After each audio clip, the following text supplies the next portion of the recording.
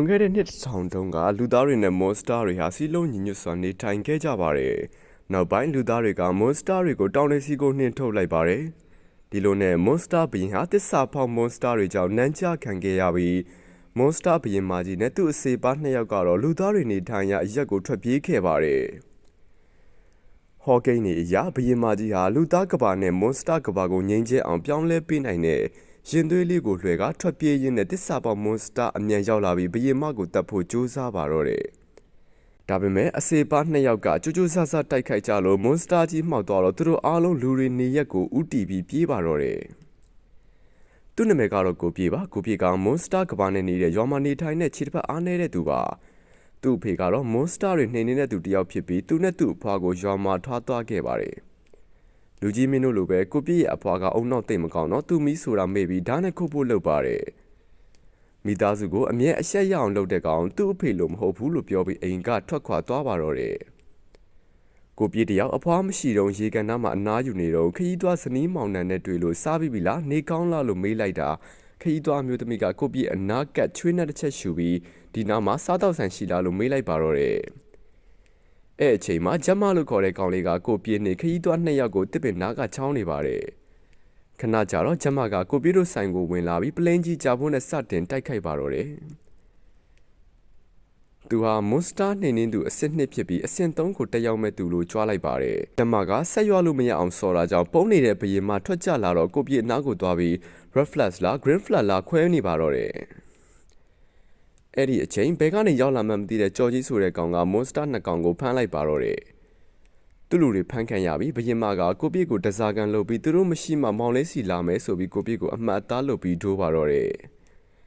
ကျမကကြော်ကြီးကိုမွန်စတာခိုးတဲ့ဘာညာနဲ့ရန်တွေ့တော့လူလေကြော်ကြီးကအမြင့်ကိုခုံပြီးဒိုးသွားပါတော့တယ်လူအားလေးကိုပြည့်လဲသူ့မြင်ရတာတွေကိုကျမကိုမေးတော့လူသားတွေမဟုတ်ပဲသူ့ကိုမွန်စတာတွေဖြစ်ပြီးဥလာပါလို့လူသားဆတာဖြစ်ကြောင်းရှင်းပြလိုက်ရပါတယ်ကျမတယောက်ညစာစားရင်မွန်စတာမမကကိုပြစ်ကိုအမှတ်အသားလုပ်ပြီးဒိုးသွားတာကိုသတိရသွားတော့ကိုပြစ်ကိုသူနဲ့အတူတူအိပ်ပူမြှူဆွဲပါတော့တယ်။ဇိုးလေးကိုပြစ်ကလည်းမဆိုရင်ရင်မတော်မတန်ဘူးတော့တခါလဲလက်ခံပြီးသားစိတ်ကူးတွေရင်ခဲ့ပေမဲ့တကယ်အိတ်တဲ့အခါသူတို့ကြိုးတွေချီပြီးမွန်စတာဘရင်မလာတွေးတဲ့အခါမှာတော့မိအောင်လုပ်ဖို့ဆိုတာတည်သွားပါတော့တယ်။ဘလို့ပဲတာစီကိုပြစ်မှကိုပြစ်ဖြစ်နေတဲ့ဘရင်မကြီးကလည်းမနဲ့ရောက်တော့ကိုပြစ်ကိုခိုးထုတ်ပြီးသူ့ပိုက်ထက်ကကလေးကိုတာဝန်ယူပေးဖို့ဒရမာတော်ကီတွေခေမီကိုပြစ်ပါဆက်တဲ့ထိုးထည့်လိုက်ပါတော့တယ်အဲ့ဒီနောက်မှာတော့ကိုပြစ်လည်းချက်ချင်းဗတ်ကြီးတယ်မဘဝကိုရောက်ရှိသွားပြီးတော့ကျမရောက်လာပြီးဗတ်ထဲကအကောင်လေးကိုမွေးပွေးရင်မွန်စတာဌာနချုပ်ကိုတွားပေးမယ်ပြီးရင်ငွေတွေခွဲယူမယ်လို့ပြောပြီးတခြားခီးကိုဆက်ကြပါတော့တယ်လန်ခီမှာလည်းနောက်ဆက်တဲ့အခက်အခဲတွေကိုဗတ်ကြီးတဲ့ကိုပြေနဲ့ကျမတို့ရင်ဆိုင်ပြီးဟိုတယ်တစ်ခုရောက်မှာတော့ကိုပြေပိုက်ဆလာတာကြောင့်အခန်းယူပြီးစားစရာတွေကိုစားကြပါတယ်ကိုပြေပိုက်တဲ့ကနာလာပြီးမွေးကျင်တယ်လို့ဖြစ်လာပါတယ်ကျမလည်းမွန်စတာဖန်တာပဲကျွမ်းပြီးမွေးတာမကျွမ်းလို့တိုင်ပတ်နေတော့ဟိုတယ်ပိုင်ရှင်ဘိန်းမကြီးနဲ့သူကလေးကကျမတို့အခန်းထဲဝင်လာပါတယ်အဲ့ဒီအချိန်မှာကိုပြေပါဆက်ထဲကနေမောင်ဖြူလို့ခေါ်တဲ့မွန်စတာအကောင်ပေါ်လေးထွက်လာပါတယ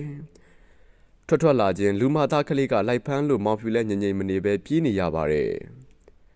်ကျမနဲ့ကိုပြေလည်းလူမသားကိုရောမောင်ဖြူကိုရောလိုက်ဖမ်းပြီးထိနေရလို့ဟိုတယ်အခန်းမီးလောင်သွားသလိုပြရခတ်နေကြပါတယ်ဒီကြားထဲဟိုတယ်ကိုကြော်ကြီးရောက်လာလို့အထုပ်တွေမြင်မြန်ပြင်းပြီးခရီးတက်ဆက်ကြရပါတယ်လန်တရှောက်မောင်ဖြူလေးကတော့ချစ်စရာကောင်းတဲ့အမူအရာတွေနဲ့ဝူဝါလို့ပြောရင်ကိုပြေနဲ့ကျမကိုသူ့ဖေနဲ့အမေလို့ထင်နေပါတယ်မောင်ဖြူကဗိုက်စာရင်လဲဝူဝါလို့ပြောပြီးဤပေါက်ရင်လဲဝူဝါလို့ပြောပါတယ်သူကိုဆိုရင်လဲဝူဝါလို့ပြောပြီးသူ့ကိုအော်ရင်လဲဝူဝါလို့ပြောပါတယ်တနေရာအရောက်မှာမောင်ဖြူဟာကျမရဲ့လက်ကင်ဘွားကိုသူ့ဘာသာကိုက်နေပါတယ်ကျမကကိုပြစ်ကိုမောင်ဖြူဟာမွန်စတာဖြစ်တာကြောင့်လူသားတွေနဲ့မရှိတင်ဘူးလို့ပြောပါတယ်ကိုပြစ်ကတော့မောင်ဖြူလေးကိုသူ့ပိုက်ထဲကနေမွေးခဲ့ရတာကြောင့်တော်တော်တန်ရောစင်တွေ့နေပါပြီမောင်ဖြူဟာမွန်စတာဖြစ်တာကြောင့်ဗိုက်စားတဲ့အခါသွေးတောက်ရတာပါ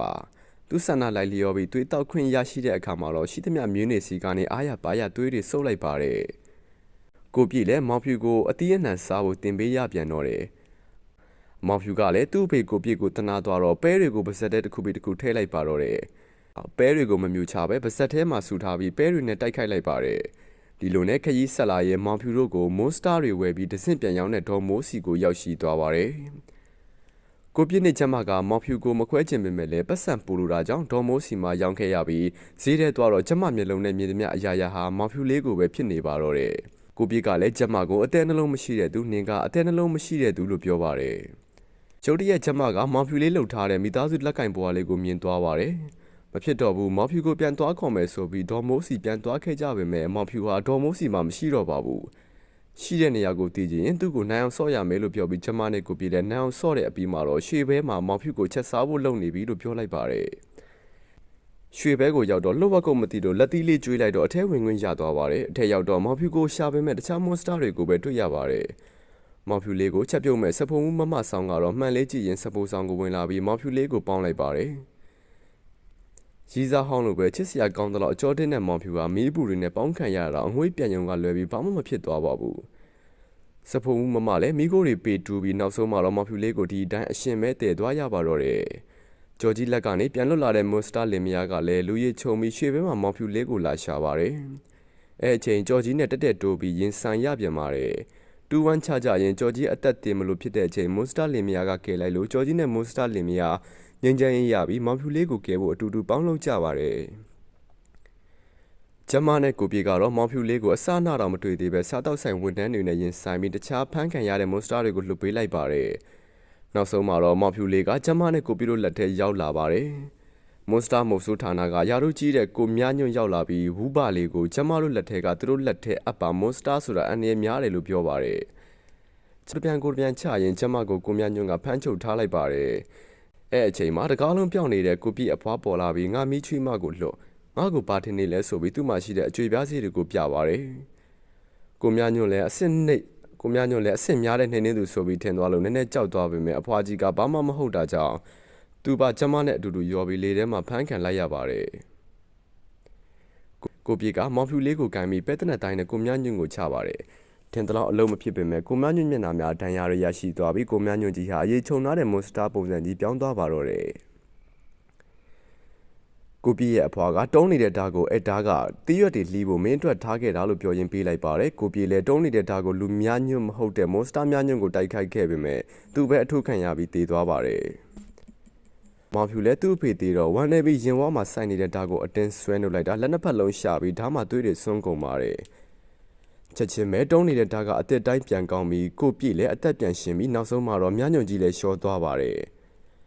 အဆုံးသတ်မှာတော့ကိုပြည့်နဲ့ကျမလည်းမောင်ဖြူလေးကိုအရန်ချစ်ပြီးတန်ရောစင်ရှိပေမဲ့သူ့ရဲ့မွန်စတာကဘာကတာအသင့်တော်ဆုံးဆိုတာသိပြီးပြန်ပို့လိုက်ပါတော့တယ်ဇလန်းလေးကတော့ဒါပါပဲလူကြီးမင်းတို့လည်းဒီစကားလေးကိုကြည့်ရင်ဘလောက်ပဲချစ်ချစ်အချိန်တန်ရင်ခွဲခွာခြင်းနဲ့ကြုံရမယ်လို့တွေးထားလိုက်ကြပါ